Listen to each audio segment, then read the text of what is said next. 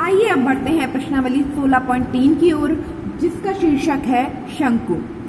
सबसे पहले शंकु की आकृति को समझते हैं। शंकु की आकृति आप अपने आसपास कई बार देख सकते हैं, जैसे कि जोकर की टोपी, तेल भरने वाली कीप, ये सभी शंकु की आकृति के होते हैं। शंकु की आकृति में जो उससे एक आधार होता है, एक सतह होती है, जिसे हम उसका शंकु का आधार भी बोलते हैं, वो वृत्ताकार आकृति की होती है और ऊपर जाके वो तिकोनी होती जाती है। यह एक 3D आकृति होती है।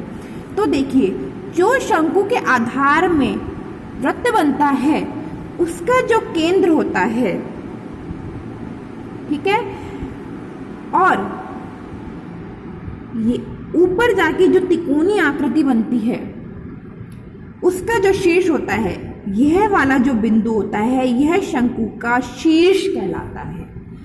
और यह वृत्ताकार आकृति की त्रिज्या शंकु की त्रिज्या कहलाती है, या शंकु के आधार की त्रिज्या कहलाती है। यह ध्यान में रखिए, यह शंकु का शीर्ष है। जो कोना ऊपर जाकर मिलता है वो शंकु का शीर्ष है, और जो नीचे शंकु का आधार होता है वो वृत्ताकार आकृति का होता है। उस वृत्त की त्रिज्या शंकु की त्रिज्या कहलाती है। और शंकु के शीर्ष और आधार का केंद्र, इन दोनों के बीच की दूरी शंकु की ऊंचाई कहलाती है, जिससे हम h से प्रदर्शित करते हैं। अब आगे आता है शंकु की तिर्यक ऊंचाई। देखिए, यहाँ पे जो शंकु का आधार है, जो कि एक वृत्त की आकृति का है, उस वृत्त पर स्थित कोई बिंदु है A यहाँ पर, और यह है शंकु का शीर्ष। तो ये जो ऊंचाई है या दूरी है, यह शंकु की तिर्यक ऊंचाई कहलाती है। तिर्यक मतलब तिरछी, शंकु की तिरछी ऊंचाई कहलाती है। ये तो हो गई शंकु की ऊंचाई, जिसे हम लंब ऊंचाई भी कह सकते हैं। लेकिन यदि केवल कहा जाए शंकु की ऊंचाई, तो उसका मतलब हम h से मानेंगे।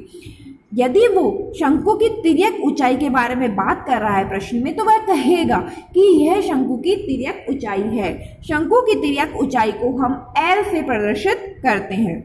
इस तरीके से हम देखते हैं शंकु में कुछ इंपॉर्टेंट पॉइंट्स जो होते हैं। एक तो होता है उसकी ऊंचाई, शंकु के शीर्ष और आधार के केंद्र के बीच की दूरी शंकु की ऊंचाई होती है, जिसे हम h से प्रदर्शित करते हैं।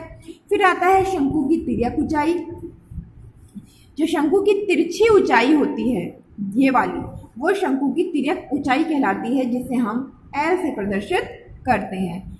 अब आता है शंकु का आधार, जो कि एक वृत्त की आकृति का होता है। यदि कहा जाए शंकु के आधार का क्षेत्रफल, तो सीधे सीधे हम मतलब निकालेंगे वृत्त का क्षेत्रफल, जिसका सूत्र होता है πr²। अब हम हमेशा यह सूत्र याद रखेंगे, बहुत बहुत बहुत इंपॉर्टेंट सूत्र है। इसमें है कि एक लंबवृत्तीय शंकु के लिए जो L तिर्यक ऊंचाई है, L² बराबर h² प्लस r²। कुछ याद आ रहा है इस सूत्र को देखकर? देखो, इस आकृति को देखो, यह एक समकोण त्रिभुज बन रहा है ना, समकोण त्रिभुज। यदि ये 90 डिग्री का कोण हो तो यह एक समकोण त्रिभुज बन रहा है। हम जानते हैं समकोण त्रिभुज के सामने वाली भुजा कर्ण होती है। यदि मैं इसको कर्ण लूं तो ये दोनों कोई भी आधार या लंब हो सकते हैं। हम जानते हैं पाइथागोरस प्रमेय से कि जो कर्ण का स्क्वायर होता है वह उस त्रिभुज की शेष बची दोनों भुजाओं के स्क्वायर के योग के बराबर होता है। यानी कि L का स्क्वायर किसके बराबर होगा? R का स्क्वायर प्लस h का स्क्वायर। यही एक सूत्र है जो हमने यहाँ रखा है पाइथागोरस प्रमेय से, कि L का स्क्वायर बराबर h का स्क्वायर प्लस r का स्क्वायर। और यदि मुझे L का मान ज्ञात करना है तो मैं दोनों पक्षों में वर्गमूल लूंगी। वर्गमूल लेने पर L के स्क्वायर हट जाएगा और हमारे पास अकेला L मिल जाएगा, और बराबर h² प्लस r² के ऊपर वर्गमूल लग जाएगा। इस तरीके से यदि हमें किसी भी शंकु के आधार की त्रिज्या और उसकी ऊंचाई दी गई है, तो हम उस शंकु की तिर्यक ऊंचाई आसानी से ज्ञात कर सकते हैं। अब आता है कि लंबवृत्तीय शंकु। लंबवृत्तीय शंकु आप यह मान के चले कि ये जो ऊंचाई होती है बिल्कुल लंब होती है, बिल्कुल सीधी होती है। यह बाद में, अभी आपके कोर्स में नहीं है, इस बारे में आपके बुक में जब भी शंकु की बात करेंगे तो हम एक लंबवृत्तीय शंकु के बारे में ही बात करेंगे। अब आते हैं शंकु का तिर्यक पृष्ठ। शंकु का तिर्यक पृष्ठ, ये जो तिरछा पृष्ठ है ये पूरा, ठीक है, ये वाला जो पृष्ठ है, इसका यदि क्षेत्रफल निकालने को कहा जाए तो इस शंकु के तिर्यक पृष्ठ का क्षेत्रफल ज्ञात करने का सूत्र होगा पाई आर एल। ये आप ध्यान रखिए, हम यहाँ पर इसका आधार नहीं ले रहे हैं। जब हम शंकु के तिर्यक पृष्ठ के बारे में बात कर रहे हैं तो हम उसका आधार नहीं ले रहे हैं, हम केवल इसके चारों ओर की सतह को ही ले रहे हैं। तो शंकु के तिर्यक पृष्ठ ज्ञात करने का सूत्र होगा पाई आर एल। अब आते हैं शंकु की तिर्यक ऊंचाई। यह सूत्र आप पहले ही निकाल चुके हो, फिर देख लीजिए। यदि तिर्यक ऊंचाई ज्ञात करने को कहे तो L बराबर हो जाएगा √h² प्लस r²।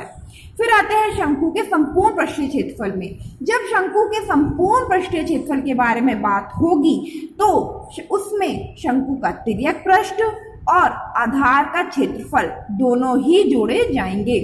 तो देखिए, शंकु के संपूर्ण पृष्ठ का क्षेत्रफल बराबर शंकु का तिर्यक पृष्ठ का क्षेत्रफल प्लस आधार का क्षेत्रफल। शंकु का तिर्यक पृष्ठ का क्षेत्रफल का सूत्र होता है पाई आर एल।